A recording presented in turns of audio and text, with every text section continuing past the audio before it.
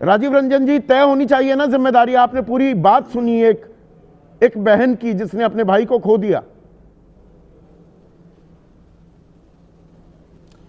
देखिए, निसंदेह ये एक हृदय विदारक घटना है और पूरी निष्पक्षता के साथ जांच होनी चाहिए।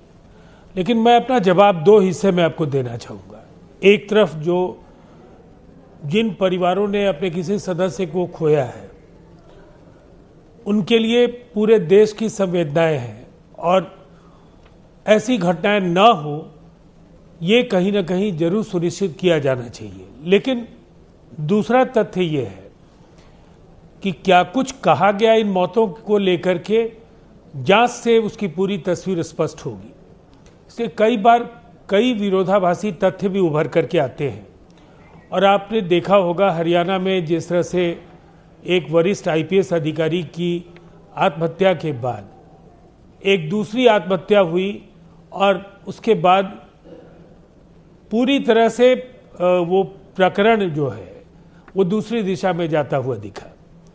लेकिन सवाल है, उत्तर प्रदेश की बात अगर कर लें, पहले तो ये देश के 12 राज्यों में है और पश्चिम बंगाल में तुरंत चुनाव होने वाले हैं, लेकिन कई ऐसे राज्य हैं जिसको आपने खुद भी कहा जहां चुनाव में काफी वक्त है।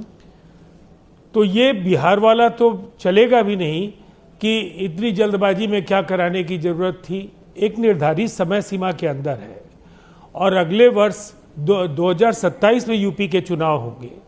तो 2027 में अगर एसआईआर के पूरा होने के बाद आपको अनियमितताओं की जानकारी मिलती है तो आपके पास अनेक न्यायिक विकल्प नहीं, पर आपके सर पर चुनाव ना चलिए, वो मैं तर्क मान लेता हूं। मैं ये पर कोई हमें ये बताएगा राजीव जी, चुनाव आयोग वो स्वायत्त संस्था है, संवैधानिक संस्था है, जवाबदेह भी तो है। आज तो संविधान दिवस है, हम संविधान की शपथ ले रहे हैं। वो जवाब नहीं देगा कि ये 1 महीने में ही कराना क्यों जरूरी है, इतना दबाव क्यों डाला जा रहा है बीएलओज पर। और ये पहली बार नहीं है सर, इसी उत्तर प्रदेश में कोविड काल था, अप्रैल 2021 का मैं जिक्र कर रहा हूं, और पंचायत चुनाव रखे गए 15, 19, 26 और 29 अप्रैल को।